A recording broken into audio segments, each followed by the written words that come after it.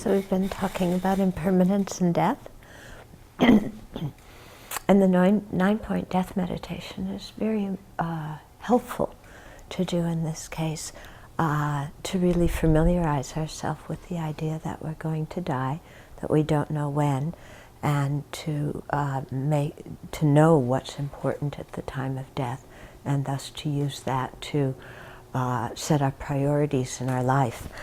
And I think it's, some people really avoid talking about death. They think if we talk about it, it's going to happen, implying if we don't talk about it, it won't happen.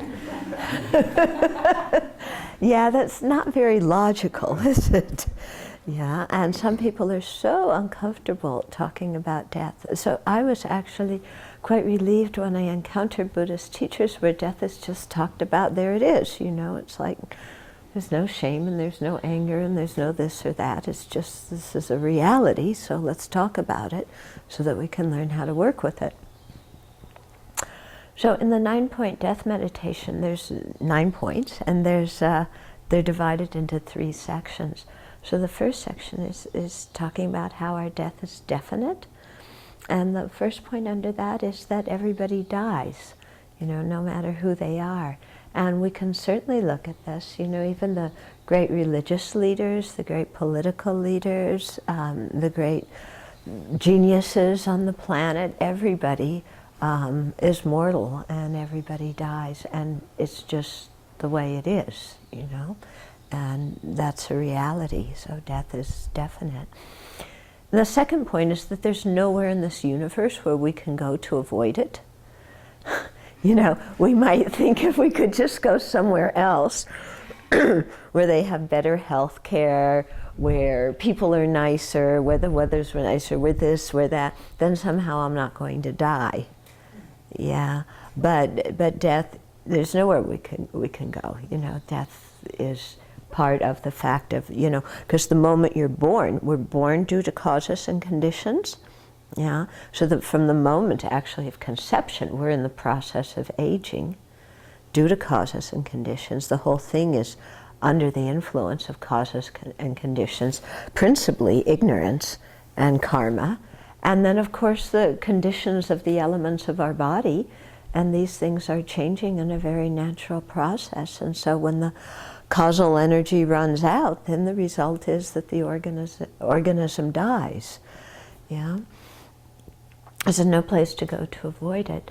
And we can keep ourselves busy in our life doing many other things in order to pretend that death is indefinite, but that doesn't make death indefinite. Yeah. What happens instead is that our whole life goes by without our having done any practice, just having been caught in distraction, because we have this mind that says, well, death won't happen until after I practice. Yeah? So if I don't practice, then I'll just live forever. No, it doesn't work that way. Okay, so these points are very important, I think, to think about and to really familiarize our mind with the fact that we personally are going to cease being the ego identity we are right now, and that the people that we care about in our life and that we rely upon are also going to die. Yeah? And I think that if you think about it in the right way, just as it being a fact of the situation we're in, familiarizing ourselves with, I'm going to die, my parents are going to die, my loved ones are going to die, my teachers, my friends, all these people are going to die. Then when, of course we don't know when, but we know it's going to happen, then when it does happen, we've already familiarized ourselves with that idea, so it helps us to just take it more in stride and not be so freaked out. Because you see many people like, how could this happen? You were supposed to live forever. Death was not supposed to happen. And then they're completely freaked out. But when we understand that we and our loved ones are going to die, then we begin to mentally make some kind of preparation in our own hearts for accepting that situation And that also helps us a great deal to appreciate the time we do have with them. And when we appreciate the time, then we don't spend the time fighting with them or quarreling with them or, you know, these kinds of things that we so often do when we take people for granted.